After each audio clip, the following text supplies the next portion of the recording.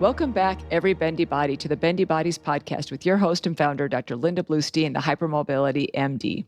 Today, we'll be talking to geneticist Dr. Paldeep Atwal. I am so excited to talk to Dr. Atwal again after our last conversation that was about 4.5 years ago. Dr. Atwal and I have a couple of patients in common, and we're going to hear about one particular case that's so interesting because the patient presented really looking very much like they had hypermobile EDS, but Dr. Atwal did genetic testing on this person and discovered that they actually really had a very rare type of Ehlers-Danlos Syndrome or EDS. So genetics is so important. It's so complicated and so nuanced. So this is going to be a really important conversation. Dr. Atwal is a board-certified clinical and medical biochemical geneticist. He formerly served as Mayo Clinic's medical director for the Center for Individualized Medicine and clinical lead for the Department of Clinical Genomics at the Jacksonville campus. Dr. Atwal's clinical interests include undiagnosed diseases following lengthy diagnostic odysseys and inborn errors of metabolism, including mitochondrial diseases. Through his work, he helped discover 2 new genetic connective tissue syndromes that result from defects in the FLNA and AEBP1 genes and has published extensively on human genetics with over 100 publications to date. Genetics is a very exciting and very fast-moving field, so this is a really important conversation. As always, this information is for educational purposes only and is not a substitute for personalized medical advice. Stick around until the very end so you don't miss any of our special hypermobility hacks. Let's get started. Okay, I am so excited to be here with Dr. Atwal. I spoke to Dr. Atwal back in episode 8 called Demystifying Genetics. That episode was released over 4 years ago. So in the world of genetics, I'm sure a lot has changed since then. Am I correct about that? Or You are, and I can't believe that was 4 years ago. Wow, that's so long ago. It I know. feels like maybe 2, but not 4. Right. Actually, Rob looked it up for us. It was actually 4 years and 4 months ago that the episode was released. So we had the conversation, of course, before that. So it's pretty crazy to think that.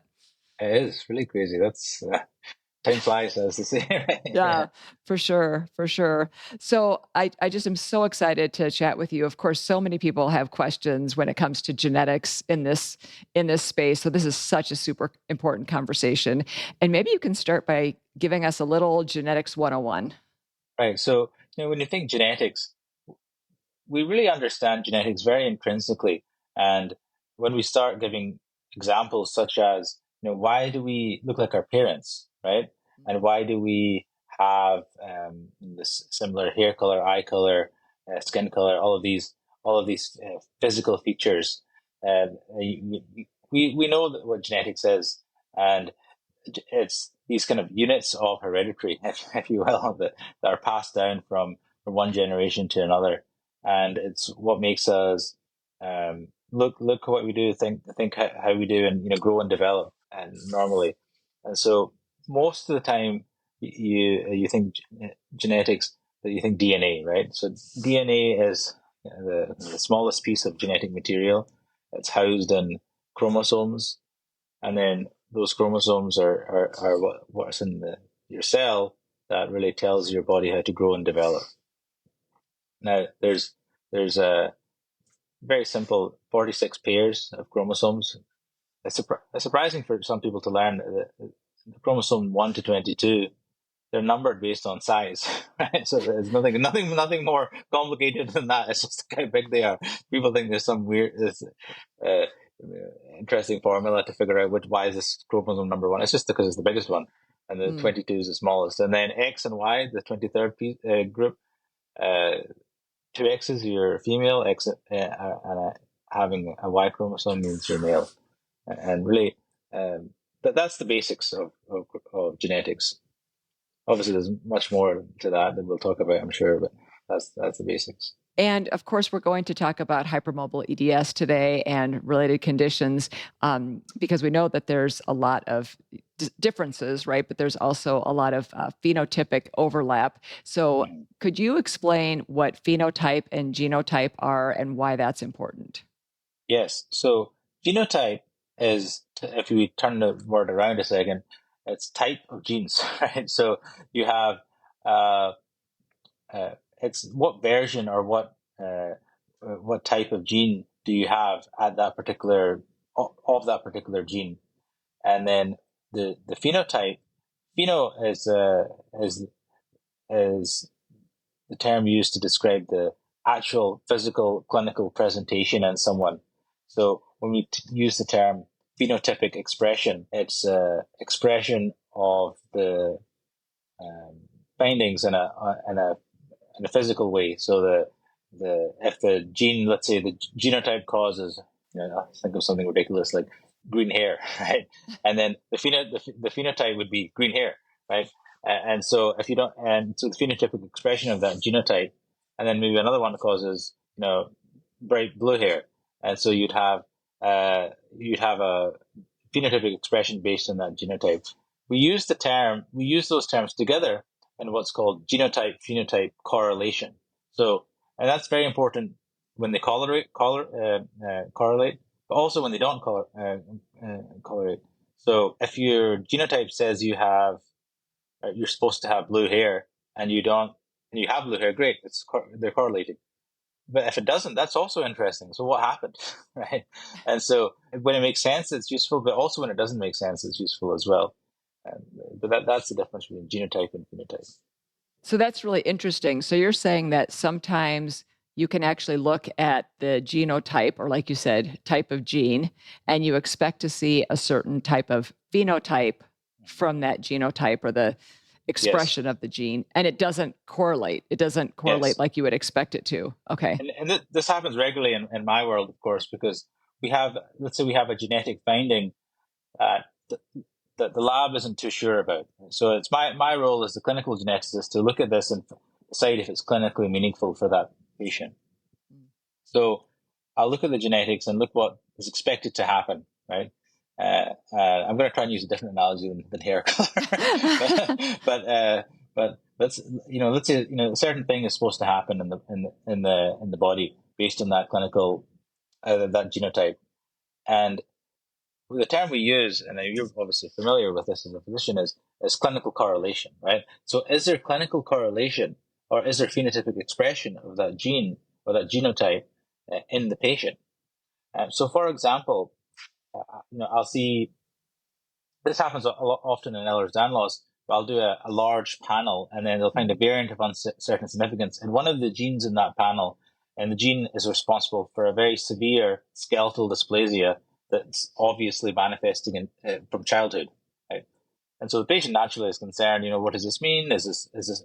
Do I have this? I looked it up. It looks horrible. All of that is normal, right? Right. So you look at it, and I'll explain. That this gene causes this condition, and this condition, it's obvious from birth that you have these findings, and these will be the findings, and they're sitting there, 40, 50 years old, or 30, whatever they are, not having any of those symptoms, and so they don't have clinical correlation, and they're not going to get clinical correlation all of a sudden from a condition like that. You're going to have it at birth. So I tell them, there's no clinical correlation here. There's no genotype phenotype correlation, and therefore you don't have to worry about that. Okay, so that's really, really interesting. And we're going to for sure talk about variants of uncertain significance. And we are definitely going to talk about some real challenges in this space, like direct to consumer testing, and people who don't have a clinical geneticist like you on their team, Yes. which is really challenging, right? So probably a number of people are going, wait, what? I didn't think that you could have a genotype and not have the phenotype. So how could that possibly work? Yeah. I think most of the time we think a single gene change when you expect it to have the phenotype of that, a gene change. So let's say you have a disease-causing or pathogenic change in a gene. So that's the genotype, right? And you'd expect the phenotype to be whatever disease that was, right? And that's that's pretty clear, right? And it may be surprising for some people that happens in some conditions. That happens all the time. So, for example, if we take a condition like Huntington disease, a neurodegenerative condition, if you have the genetic change that causes that condition, you're going to get the condition. It's only a matter of time, right? Now, contrast that with something like hemochromatosis, a condition of iron overload in the liver. You can have the genetic, so you can have the genotype for hemochromatosis, meaning 2 abnormal copies of the HFE gene. Only 5% of the time, though, you actually have phenotypic expression of full, true hemochromatosis. So therefore, around 95% of the time, you have the genetic change, but you don't have hemochromatosis. And most genetic conditions are somewhere in between that. Mm-hmm. And people are rightly will ask, well, why? This doesn't make any sense. It doesn't make any sense in isolation, but those genes do not live in isolation. Those genes live amongst 20,000 other genes that are having Mm-hmm. interactions and relationships and effects on each other. And so that's why sometimes it occurs like that, and sometimes you don't see the condition. We're only starting to figure out the complexities between these gene interactions like that. Mm-hmm. What we really practice currently in medical genetics, for the most part, is Mendelian genetics, named after Gregor Mendel. You probably learned about him in the high school biology textbooks of the P's and dominant and recessive inheritance, where a single gene or a single trait is passed down in a certain fashion. And that's, that obviously is true, and we see many conditions like that. But there's much more to genetics that we're only starting to uncover: complex traits, complex disease genetics, gene interactions, and so on and so forth. Wow, that's really fascinating. And I like that you gave 2 examples that are really on opposite ends of that spectrum. I think those examples, I think, really help to illustrate the challenges that we can see in genetics. And so that's really, really fascinating. Wow. Okay.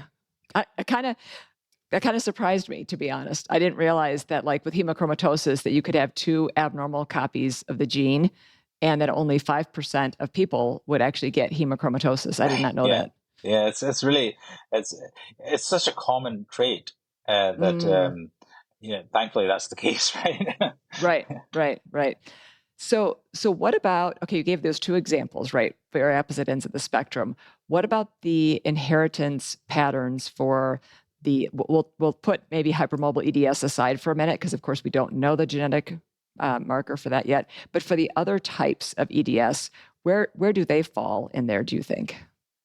So most other types are dominant. There are some recessive, but most are dominant, meaning you need one abnormal copy of the gene to manifest. Hmm. And that being said, even within a family, let's say, or family of classical EDS or family of vascular EDS or something like that, you'll see a spectrum within the family. So you'll see it manifesting. Generally, if you have generally the genotype phenotype correlation is high, meaning that if you have the gene changes, it's highly likely, so much closer to the 100% side of the spectrum, that you're going to see changes. Hmm. And just to clarify, since we're really diving in deep into genetics Yeah. here, to clarify, another way of thinking about this is 2 genetic concepts. They're often confused, and I think it'd be great to have an explanation from a geneticist on this. And it's very important when we understand this. And I explain this to patients all the time as well, or try to at least. So there's the concept of lack of genotype phenotype correlation. You could think of it in another way, of incomplete penetrance. Mm, And what do we mean by that? So incomplete penetrance meaning the gene does not always manifest the disease, right? So it's because incomplete penetrance uh, into penetrance into the physical spectrum, or the clinical spectrum, what you actually see in the patient, right? Now, uh, that's different to a similar but distinct genetic concept of variable expression. So mm, you could have a gene that, let's say, in the same family, same gene change, yet uh, sister is more affected than brother, or brother is more affected than sister, or something like that, right? Or parent is more affected than child, or vice versa. So now it's the same gene, but yet in one individual, it's affecting them more. The phenotype is more severe. Let's say it in a medical context than the other. Now that term is called variable expression. Now, so they're both, it's penetrant in both, but it's one person maybe it's milder, and let's say the other is much more severe.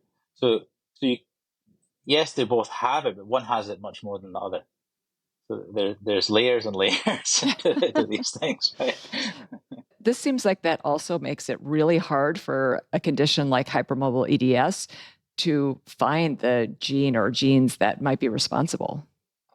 Absolutely. And I think there's actually clusters of people within hypermobile EDS that are distinct in their own way. You see people that tend to have severe dysautonomic features, thoughts, GI motility issues, gastroparesis, temperature dysregulation. And in some individuals, I've seen the dysautonomic features are their most challenging part of their disease burden, more than the joints, right? So sometimes significantly more.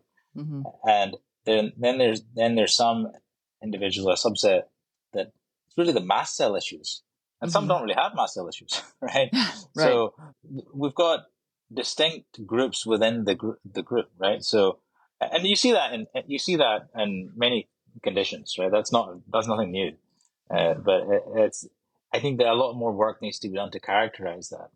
Yeah, and that paper, I'm trying to remember if you were one of the co-authors on that paper about phenotypic clusters that came out recently, and I think they identified like 3 or 4 different. Do you remember seeing that? Like 3 or 4 different clusters. I do. I know. Yeah, I of wasn't course. If you involved in that, but yeah. But I agree with what it's very true. And then yeah, I see it in clinical practice every day that there's absolutely phenotypic clusters, and maybe 3 or 4 is a good start. Maybe that's accurate, and maybe it's more. right. We're just starting to look at that. Yeah, some had a more predominant mast cell picture, like you said. Some had a more predominant, like neurologic picture, et cetera. So that could be gene-gene interactions, influence of the environment, incomplete penetrance, variable expression. All of those phrases, all the buzz. You got all the buzzwords in there. Yeah, I just thought I'd just throw that all in there. Make a little soup out of it, and yeah, which is what it is. That's what yeah, it is, right? yeah. Wow, fascinating. Okay, so when it comes to the inheritance of hypermobile EDS, can we really actually say anything about that if we really don't know what the genetic marker is? That's a great question, and the answer is we can, based on if we take a step back and think historically, prior to the ease and advent of large-scale molecular genetic testing. So if you look at the geneticists before my generation, they didn't have access to genetic testing like we do. They weren't sending exomes. They weren't doing 50 plus gene panels and getting them back in a couple of weeks. They would maybe have access to a single gene they could test for if they're lucky, Right. and or not, or they didn't know the gene, right? So we had these big textbooks of human malformation that we had to learn through training, and we had to review and look at, and you would look at these textbooks for patterns. And then there was this. We use this resource called Mendelian Inheritance in Man. It used to be textbooks. Now it's online, right? OMIM, right? So these are catalogs of different syndromes, and so you're once you identify someone has one of these, you can follow what happens in those families over generations, and you can see it is recurring in that family in a certain pattern. Now we know different patterns infer different inheritance patterns. For example, if you have generation to generation, that's different to only siblings being affected and no generation to generation. So and so we see it's generation to generation. And we also see the hallmark of dominant inheritance, which is male to male transmission. So a father can pass it on to a son, right? Now, if that doesn't happen in X-linked inheritance, right, and that doesn't happen in mitochondrial inheritance, that obviously doesn't happen in recessive inheritance. So So because of those features that have been documented and described throughout the past few decades of describing these Ehlers-Danlos, hypermobile and other types of Ehlers-Danlos, we know it's dominant. Mm-hmm. And it appears. Now, that being said, back to the point you made earlier on genotype, phenotype, sometimes the expression is highly often actually, the expression is highly variable within a family, such that it's questionable whether someone even has it, right? Right. And I get this question all the time. Well, from patients, well, how do I have it? My parents are unaffected. I get that question all the time, and it can be quite challenging, and I think it's even more challenging now because we're used to every genetic condition having a gene that we can test. But that's like the normal now, which is a huge testament to the success of genetics. Like you said, 4 years since we did this podcast is, that's like, 15 years in medicine in terms of genetic advancement, right? And so Right. we're already my genetic practice has changed 4 years ago until now in terms of what testing we're doing, what genes we're looking at. And it'll change another 4 years, which is really, really rapid to think about the rate of change of common clinical practice in a specialty. I think maybe we should book our next interview now so that we can do right. it in a year instead of in 4 years. I agree. I agree. Yeah. And when it comes to hypermobile EDS, and then we know that HSD is, we have the 2017 criteria for hypermobile EDS. And then if you have symptomatic joint hypermobility, but you don't meet the criteria for hypermobile EDS or have another condition to explain your symptomatic joint hypermobility, that's the current definition of hypermobility spectrum disorder, correct? Right. So, that's correct, yeah. So, some people, you see people saying, well, but are these really the same condition? Are they different? What are your thoughts on that? Yeah, I think we need to do better with the criteria. And, we need to look at a more holistic view of what's really affecting people in terms of clinical criteria. There's probably not enough when it comes to, certainly not enough in my opinion, when it comes to the dysautonomic features, other mast cell involvement, those kind of things. We're not really adding enough of that. I also never liked the idea of a very complex diagnosis, genetic condition with multiple overlapping areas and multiple systems involved, simplified down to ticking a couple of boxes in A's, B's, and C's, right? And I think it's hard to do that, and I think it's not to say it's not useful. It is useful, but we'll have if we do that, we miss things, right? And I think with the hypermobility spectrum, it's not my favorite term to use, if I'm honest. I think there's problems with labeling people hypermobility spectrum without giving them. I think people feel a bit in limbo with that diagnosis, right. And I tend to try and not do that and look one way or the other. There's also just on that note, I don't mean to tangent, so bring me back if you need to. There's also a subset of patients that I've seen that it's very interesting. They're not hypermobile, yet they have all the other features. POTS, GI motility, mast cell, temperature, even kind of bruising issues and other skin manifestations. But they're not hypermobile. But they have joint pain as well. So I think there's a lot more work we need to do to figure out these different groups, and there's likely many categories we don't really even realize they're there.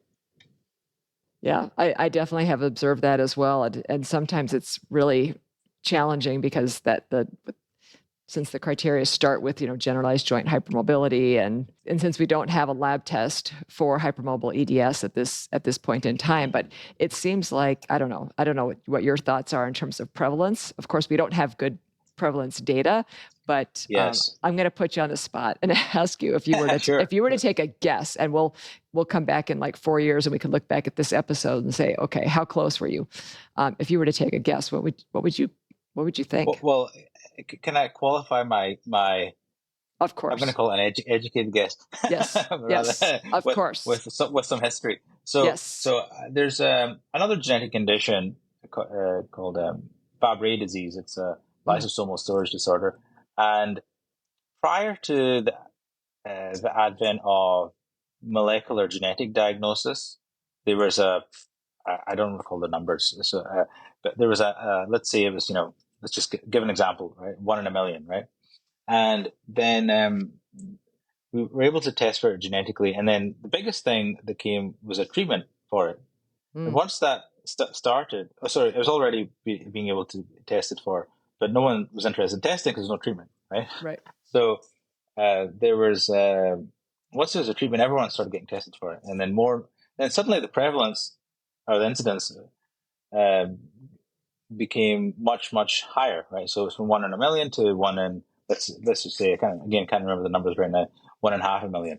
Hmm. And then it then was put on newborn screening in certain states. So now we're looking at it at every child at birth. So the numbers have dropped, thousandfold in magnitude and in terms of prevalence, right? And I think if you look at historically what people thought about hypermobile Ehlers-Danlos, something similar may happen, and that I think the true prevalence is closer to 1 in 1,000, even maybe even less than. So we're on par with things like type 1 diabetes, right? Hmm. It's much more common than we realize, and very underdiagnosed. It's very underrecognized. It's a specialty. The specialty for the diagnosis is mainly medical genetics, but most geneticists reside in children's hospitals. They don't see adults. Many patients that manifest are already in adulthood.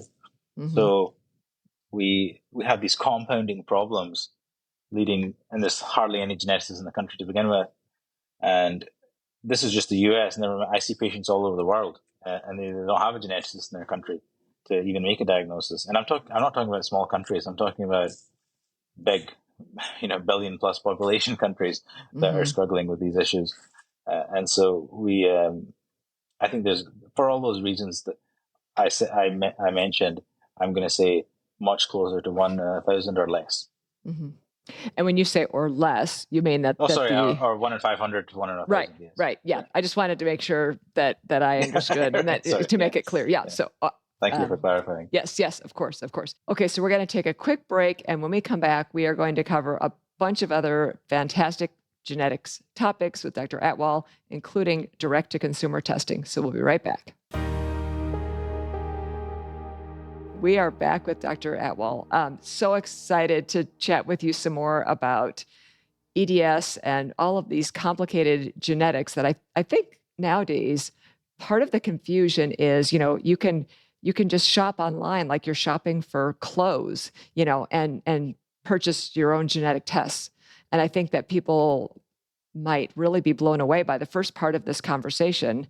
At least I feel like I am, that to realize that there are some conditions where, whether it's variable expression, incomplete penetrance, gene interactions, that A doesn't always equal B. Yes, and I think as well, it's the quality of the testing in question. I've worked and helped with a number of companies looking to facilitate genetic testing, Hmm. with which is great, and that's a very good thing to facilitate it. Now, in that capacity, we almost became like a mini regulator. So we would only look at supporting tests if they were clinically valid and clinically meaningful. I think that the average member of the public would think if a test is available, there must be some good regulation that has gone Hmm. through to ensure that it's clinically relevant, clinically meaningful, and has clinical utility.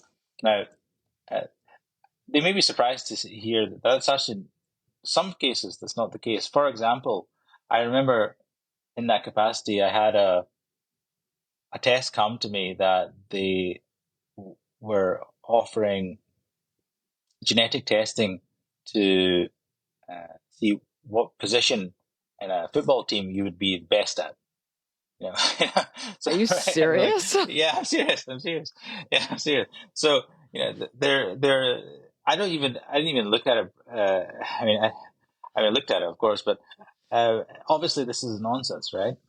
And they're, taking the other thing that people look at is they take odds ratios and try and apply them to create big effect sizes when they don't exist.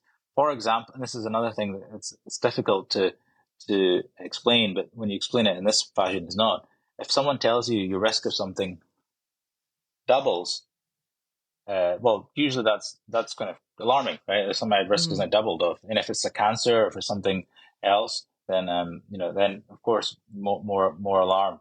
Now, if I told someone, look, your risk of this particular rare cancer is I don't know what one in 10 million, and they say okay, and I said, and then now I say, no, now your risk, by the way, is 1 in 5 million. Now, that's not really a meaningful change to me. I don't know about you, Linda, but it's not really a meaningful change. But I could also say your risk is doubled for this. Right. And so I think taking things into context is critical, right? So, and so that's one thing with that testing. The second is, I talked about quality. There's quality in all aspects of the genetic test process, just like any other test process. There's the quality of the collection, there's the extraction of the DNA, there's quality control in that extraction to ensure there's enough quality, good DNA to be able to run and run the report. Then there's the actual quality of the sequencing. The sequencing, for the most part, is actually generally done well by most labs. It's very standardized, often on the same platforms. The biggest issue comes after the sequencing and interpretation and sign out of the findings. The human genome is very much like reading kind of hieroglyphics, in the sense that the seeing it is the easy part. Like we can all look at it, but to understand what it means is the complex part, right? And so the understanding is really the challenge, and creating clinical relevance in that understanding is even a second challenge. So that part is really the hard part in genetic testing, and that's actually the part that takes a lot of time and effort and skill by lab-based molecular geneticists and molecular pathologists and other specialists. So that being said, offering a sequence and then having giving you kind of a very rudimentary filtering algorithm to kind of play about with as on your computer is not good in terms of quality interpretation. And I get these reports sent to me all the time, almost every day, at least every week, and there's hundreds and hundreds of red light variants. I tell the patients, I call it the traffic light sign, right? So whenever you see a test that qualifies your genetic report or the variants, and red, yellow, green, or each one has. I'm not saying it's wrong. The test is bad. I'm not saying that, but I'm saying you should. That's red. That's a bit of a red flag. Just be cautious. Proceed with caution. And you often see that the traffic light sign in many of these poor, not very accurate reports. I see that all the time. I just saw that yesterday. Literally, somebody brought me their report. So that is really interesting. I feel like you said, we think that if it's being allowed, it must be, like you said, regulated in some way and be high enough quality information.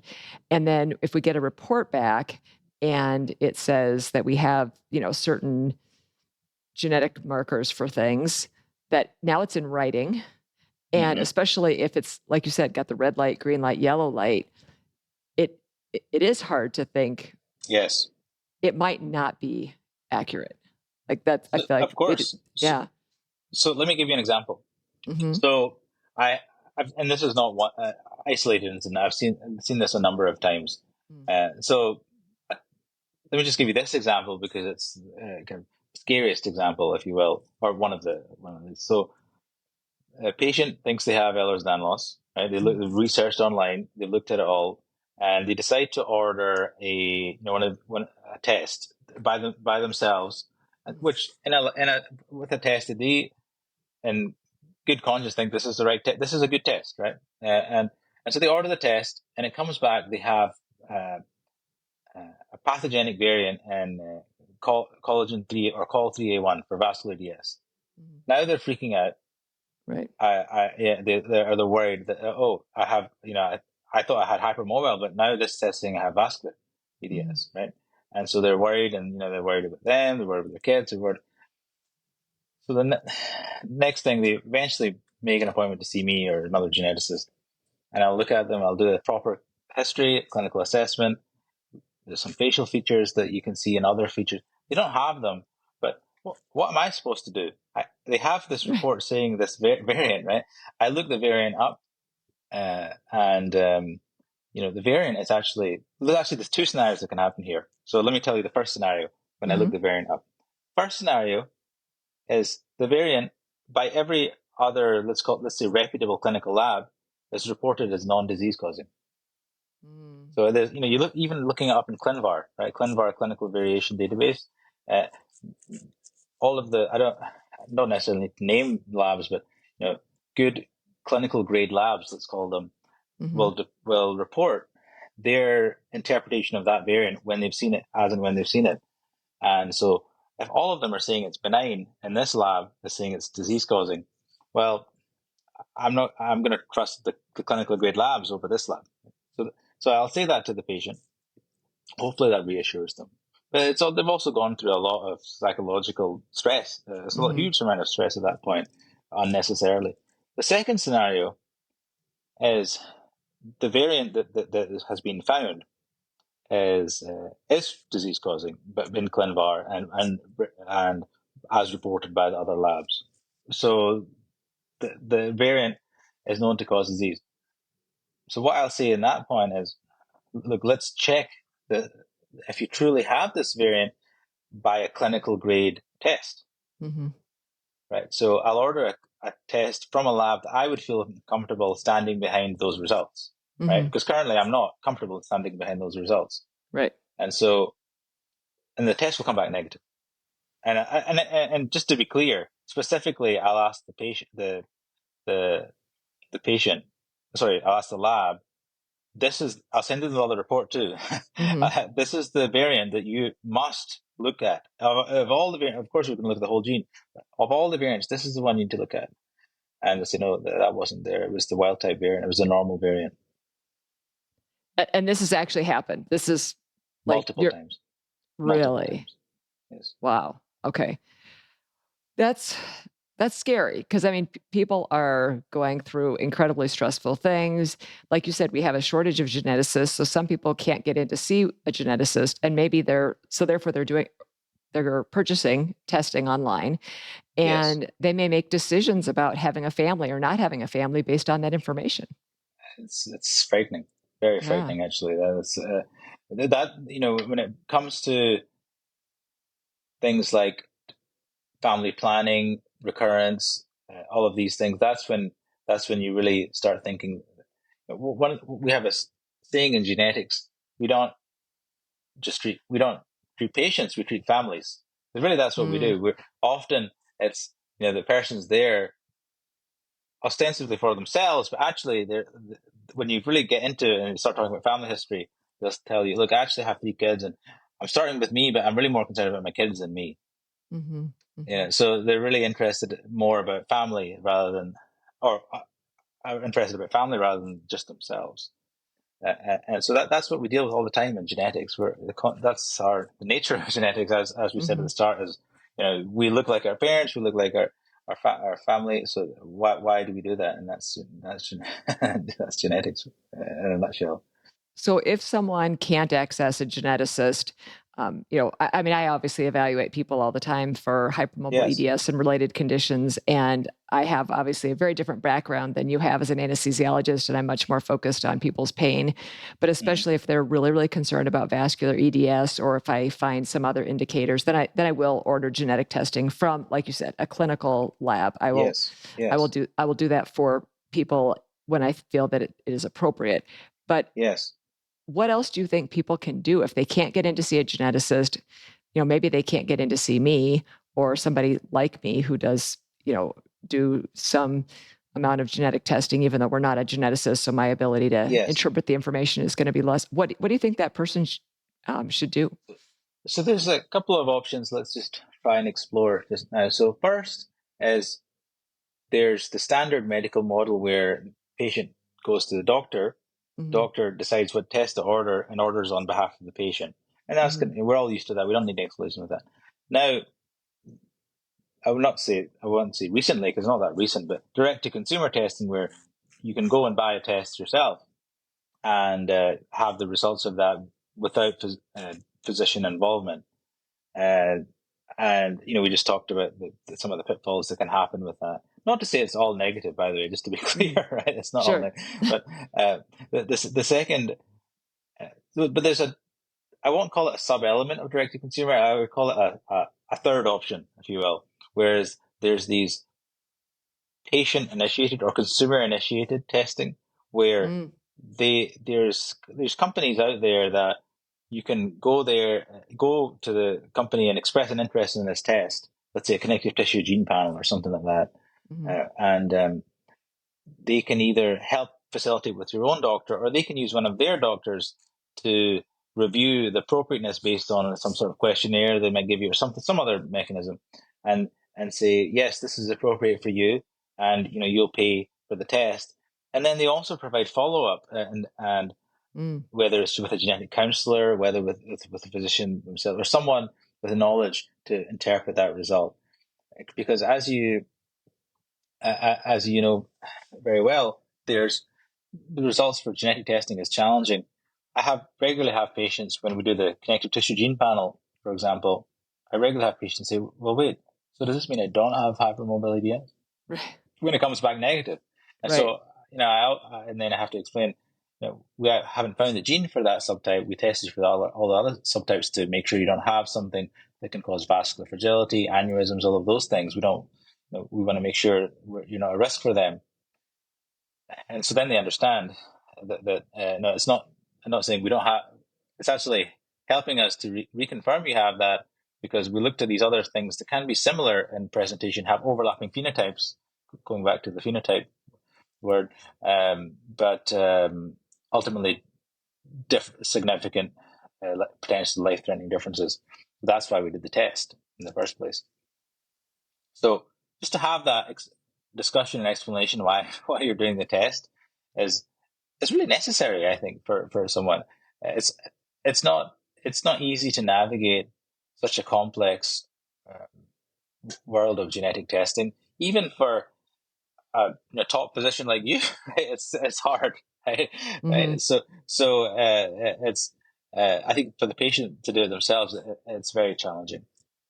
Yeah, it's very, very challenging. And I have ordered, like you said, there's specific panels, right? And then we can do whole exome sequencing. We can do whole genome sequencing. I've ordered whole exome sequencing before for a couple, actually, one of them is a patient that we have in common. And Mm-hmm. shockingly, it came back with one word, negative.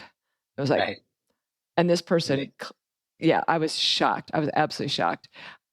So I guess in terms of what panel to order, and when it comes back with that one word negative, but people do have variants of uncertain significance, I guess, do they report it that way because the variants of uncertain significance, none of them are clearly pathogenic? Or I guess, what are your thoughts on that? Right. So the labs, they all have a slightly different structure and how they Mm-hmm. report things, but in general, they'll see negative. Some will say negative where when they don't find any pathogenic variants and any variants of uncertain significance. Some will say negative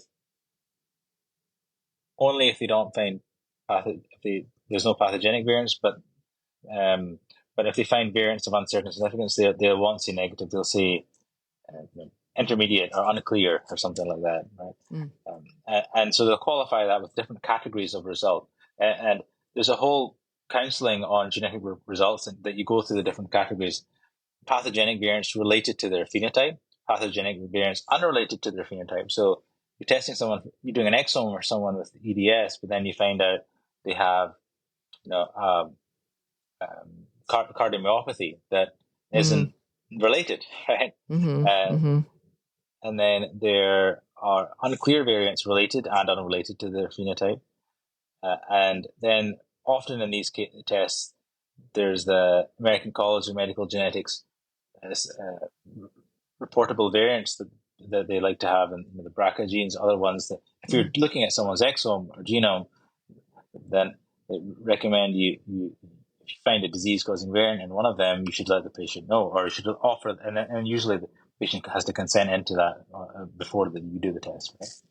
And then now some of the labs are now offering pharmacogenetic variants in addition. So now you've got all these pharmacogenetic variants. So the exome or the genome becomes this huge complex, just to go, even if it's mostly or all negative, it's this hugely complex thing that takes a long time. So how do you scale that discussion to ensure, one, the patient understands what happened, and two, you have enough time to do that for all patients getting genome sequencing, because it's only increasing, right? And as the costs going down, as availability and access goes up, which are all good things. How do you ensure that we have a ability to do that? I don't really know the answer. Yeah.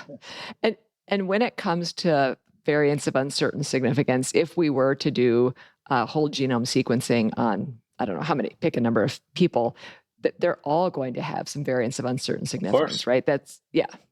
We all have unique variants, unique to us. Otherwise, we wouldn't be unique, right? We don't, right? So the question is, for the lab, when they see these, some of them are easy. They're synonymous, and they don't cause protein sequence changes or not near splice site. So that's easy for the lab to kind of interpret and safely call as non-disease causing. But some of them are challenging.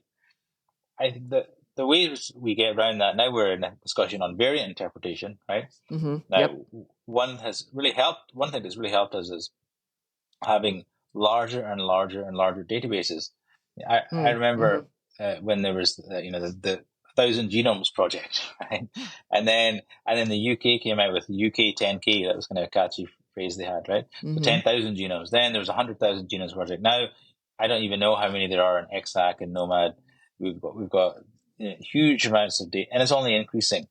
And more than that, we also have a more diverse database with more people with more diverse ethnic backgrounds, which actually helps everyone.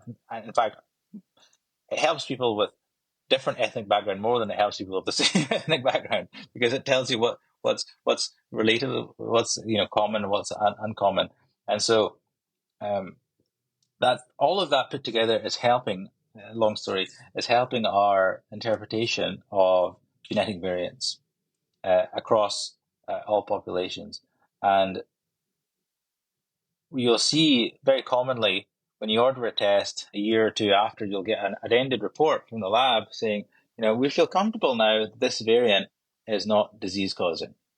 We've downgraded it from variant of uncertain significance to benign. One more point on the variant classification. There's currently 5 levels of variant classification. That may change in the future. So there's to reflect the complexities of variant interpretation. So there might even be more levels of it. So, there was pathogenic, likely pathogenic, VUS, likely benign. There might be more than that, reflecting very challenging area of genetics of what does this gene change mean? Yeah. And speaking of challenging and gene changes, you probably are going to anticipate this question. The kallikrein gene variants that were found by the Norris lab, are you able to share your thoughts on that? I think it's a very, well, first, I think the fact that knowledgeable, highly intelligent group like the Norris lab are looking at this is great. Right? We need more. we need 5 Norris labs, right? Right. And so I think that's fantastic. I think the some of the evidence is very strong, and this has a role. I would like to wait until it goes through the formal process of once you have a research finding, you put it together, you publish that finding. It goes through a peer review process where it's looked at by other experts in that area, and then goes through that process, and then it's published, then confirmed by others as well. I think I think I'm tentatively positive. I'll say that. I'd like to see. We just need to wait until it goes through the process. I think, but I'm tentatively quite positive about it, and I think it's a major step forward. Let's just. I'm happy to be hypothetical for a second. If everything goes through, and we can offer testing for that, I think that will be something that will be a positive step in the community. Now, obviously, we're not going to suddenly find the gene change for every single patient with hypermobile EDS just based on one study and one finding, right? There's likely many reasons that we haven't been able to find the genetic basis of hypermobile EDS. We talked about a few things. We talked about different subgroups within hEDS. We talked about the complexities of genetics, the genotype, variable expression, gene-gene interaction. We're not able to test for a lot of those things, right? So if we're not able to test for it, and if that's the cause, then perhaps we're missing it. Additionally, the genetic sequencing technology we're using mostly is short-read technology, which is changing, but there are things that are difficult to capture with that technology that you require different sequencing technology, long read to see complex rearrangements, triplet repeat disorders, other deletions of certain sizes that can be missed on short read sequencing and not seen on chromosomal level copy number variation. So a deletion of around 1,000 base pairs. It's almost impossible, very difficult, very challenging to detect those things. So there's gaps. So we need to start. We're filling those things, and maybe it's in one of those gaps that the answer lies. I don't know. And given all of these complexities and the challenges that we face, but also at the same time with these vast panels that either panels that we can do or doing, like you said, the price has come down dramatically for doing whole exome or whole genome sequencing. If someone has red flags for a rare type of EDS or, red flags for, like you said, vascular fragility or something, then I would think that genetic testing would for sure be indicated in those instances.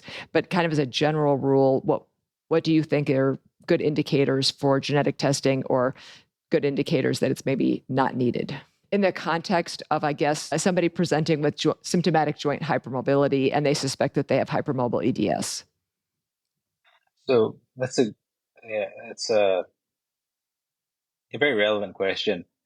From my perspective, the threshold is fairly low, given the ease of which, thankfully, certainly gene panel testing is available. So if someone presents with hypermobile EDS, we go through other features and factors related to Ehlers-Danlos Syndrome and other related conditions, Marfan, other things like that. Really, if there's a small concern at this stage with the ease of genetic testing, I usually order testing for them.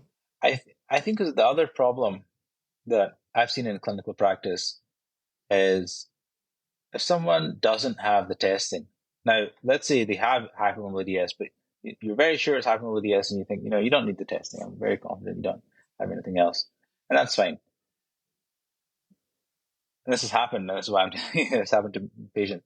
They'll come back later and say, look, this cardiologist I saw or the surgeon I saw, I need the surgery or whatever it is. They won't do the testing for me because I wasn't tested for vascular EDS or some other, something else.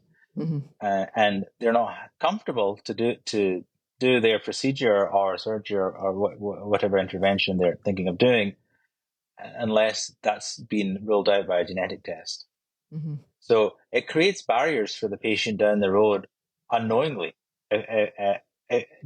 Just from my experience in clinical practice, I'm not saying those barriers are correct, just to be clear, but I'm saying those barriers do exist.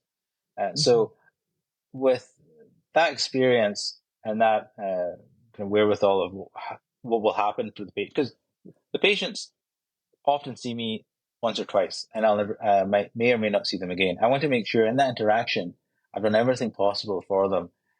So 5 years down the line, they are it's still useful to them, if that makes sense, right? Mm-hmm. Or it's still so doing that will help in those instances. And secondly, there's a big worry and anxiety component people have when it comes to the testing, particularly for subtypes that cause vascular issues and aneurysms. And clinical reassurance by a medical geneticist, I think, is very valuable. But seeing that negative result has a personal utility for the patients in my mind. Mm-hmm. And that subsequently, I think that has a clinical utility. Yeah, and I'm thinking of a somebody that we also have in common who you diagnosed with classical like type 2. And I know this is so incredibly rare that you might even know who this is offhand.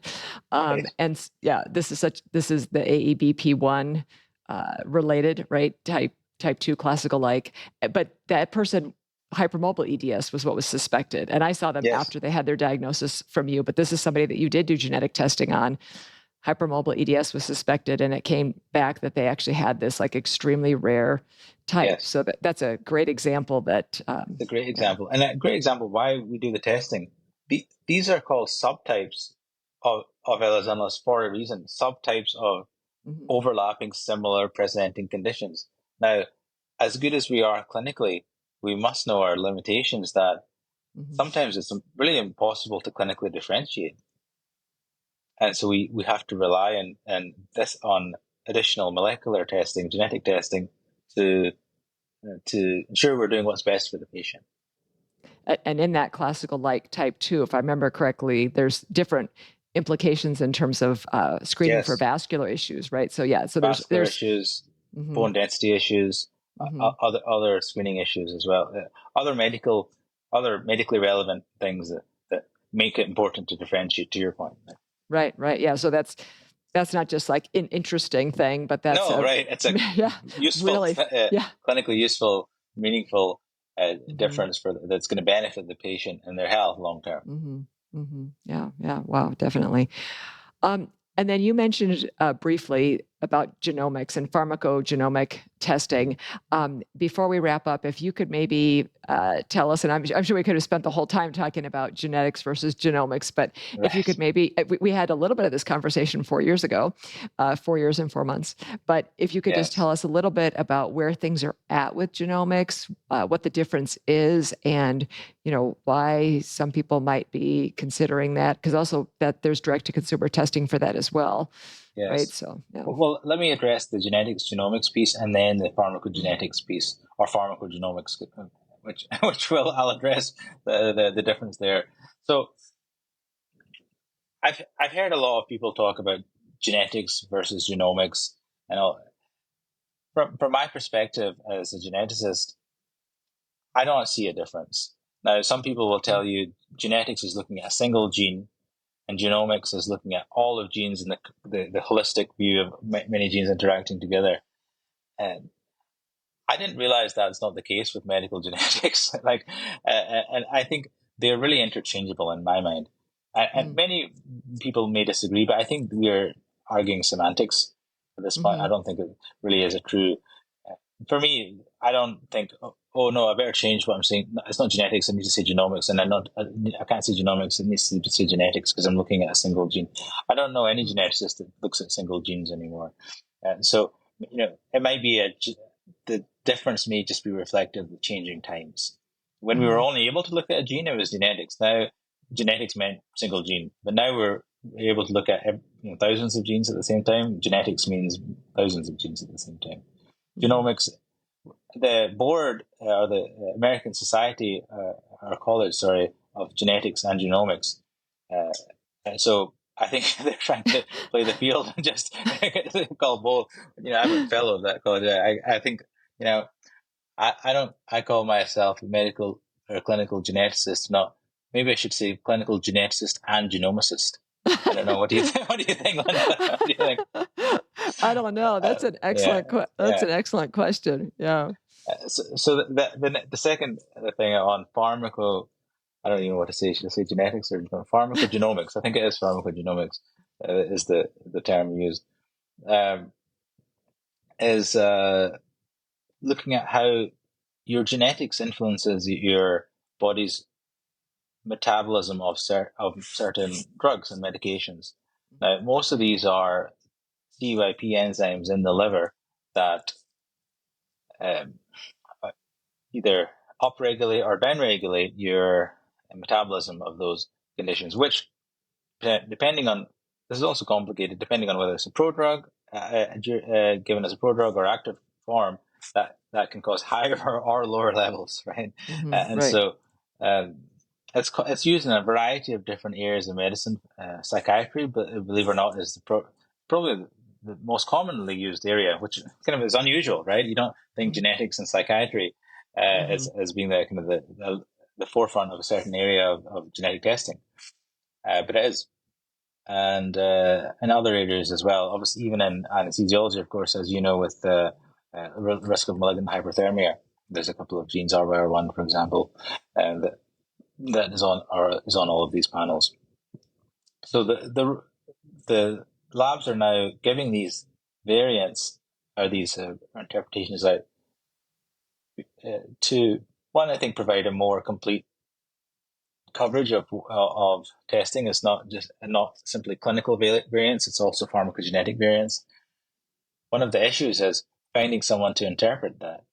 And what we do certainly is we have a pharmacist who's trained in pharmacogenomics and sits with the patient, makes a medication action plan based on that.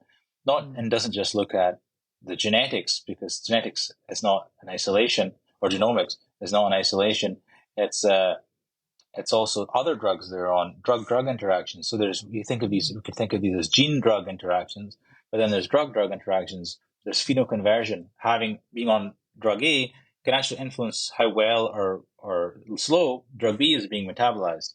So that's all relevant in the soup, as you referred to earlier. Right? It all plays a role together. You can't take them in isolation. So that's why looking at all of them together is the right thing, the right way to look at it.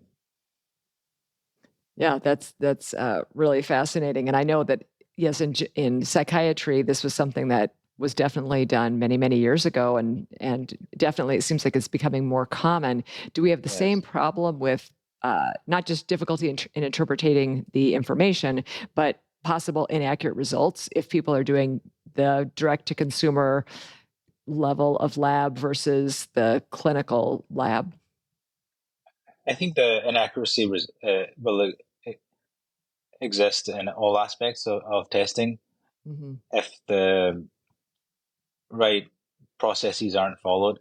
I always look for labs to have CLIA and CAP certification through all aspects of their testing, not simply the sequencing part. Well, they're not going to give it if it's just one part, but these kind of validation recognition from regulators and testing. So these regulators will regularly submit a sample to the lab and ask them what's in the sample to ensure that they're able to detect the right things. So they're always being challenged and made sure that being made sure to show that they're able to detect the right variants when they are there or not there. So I think short answer, yes, the risk remains even in pharmacogenetic testing. Most pharmacogenetic testing looks at certain polymorphisms of the gene, so the testing is often a little bit simpler. But that being said, now there are groups looking at doing full sequencing of those genes to look for other variants that are not even on those panels that that could be missed. So if you have a test that only looks for presence of a variant and you don't find that variant, that doesn't mean there's not something else that you didn't look for that's also relevant in terms of drug metabolism. And there's other things besides drug metabolism, right, that we can look at for of course, genomics. yeah. Yeah. Yes. Oh, absolutely. There's a complex traits, so polygenic risk scores for cardiovascular disease, diabetes risk, cholesterol, other all sorts of conditions, neurodegenerative conditions as well. These are still nascent in many ways. I think that we'll see a lot more of that in the next 3 to 5 years. Maybe at our next blog we can talk more about that. Yeah. I can't wait to see what that conversation is going to be like. Okay. So I like to wrap up every episode with a hypermobility hack. What hack do you have for us? So like some quick tip or quick win for people. Hypermobility hack. So this has to be a physical thing they It can could be do, or anything. It could be anything. So basically, you've given us already quite a few, like looking for a CLIA certified lab, for example, and looking for labs that maybe you have the ability to. It's not just direct to consumer testing, but the direct access for ordering. So something that people can do, a tip that they can take away right away. I think one tip that I try and, well, let me give a couple. so the first, very simple, avoid things that make your joints worse. Impact exercises and maximal stretching. So if they go to the limits of their, if they like to stretch, and many people like to stretch, it makes them feel better.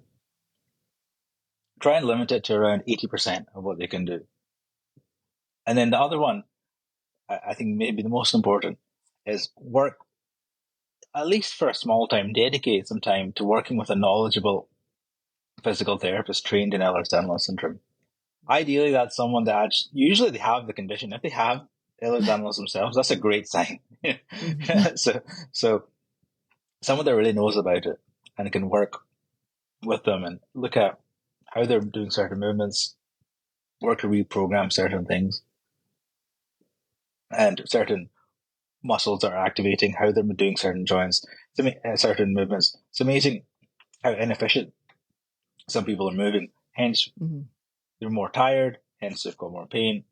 Just Mm-hmm. reprogramming how they're doing simple movements they're doing dozens and dozens of times a day makes a huge difference. That makes a lot of sense.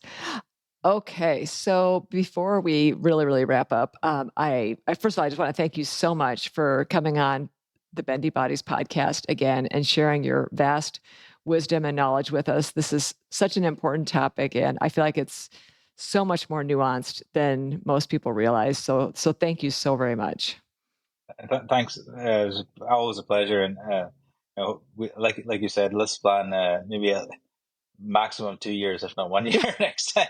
Yeah, yeah, yeah, yeah. yeah, definitely. And before you go, can you let us know, first of all, where to find you, and also if you have any special projects, research that you're doing that we should be aware of? Yeah. So I'm based in West Palm Beach, Florida. I do also, in terms of clinical practice, I see patients in the office in downtown West Palm Beach, and also uh, online as well. Many patients choose, due to travel reasons and difficulty, they can't travel, so they see me online. So I'm doing some. I have a couple of cases that we're publishing on unusual presentations and types of Ehlers-Danlos, some new genetic findings for not new genes, but new variants in those genes that I've got some students working on, and I'm also doing more education.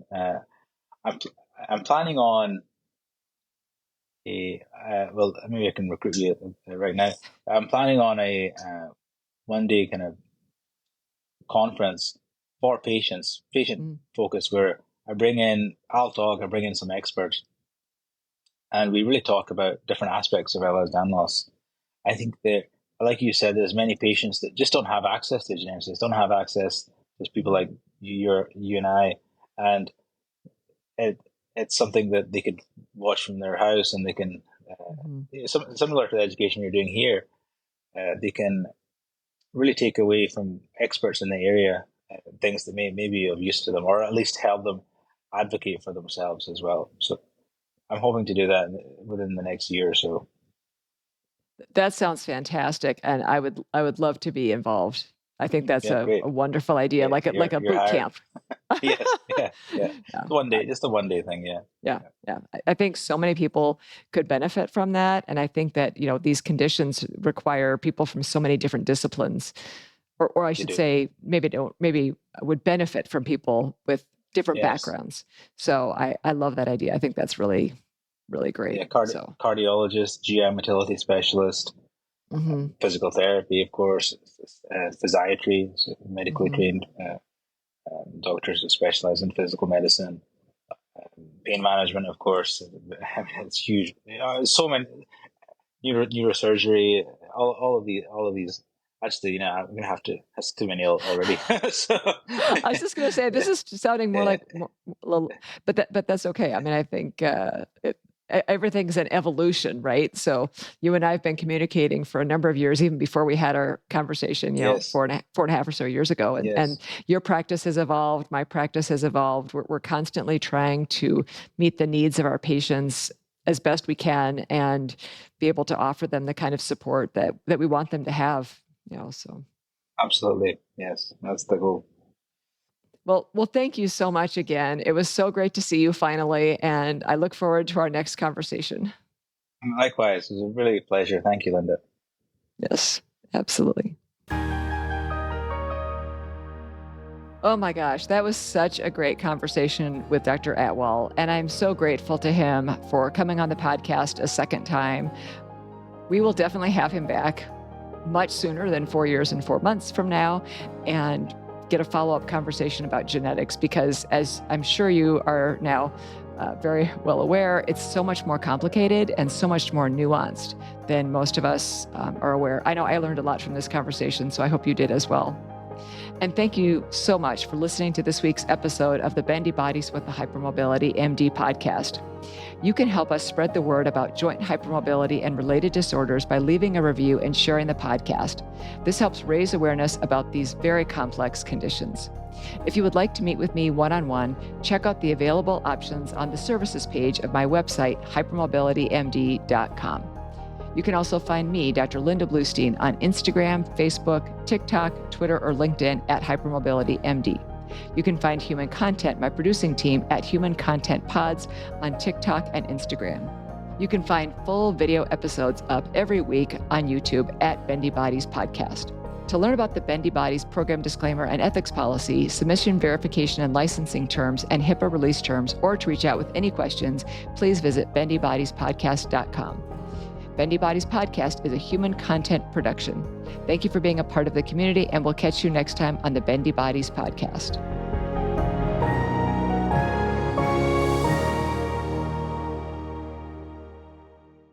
Thank you so much for watching. If you enjoyed this video, give it a thumbs up and leave a comment below. I love getting your feedback. Make sure to hit that subscribe button and ring the bell so you will never miss an update. We've got plenty more exciting content coming your way. And if you're looking for more episodes, just click on one of the videos on the screen right now. Thanks again for tuning in, and I'll see you in the next episode.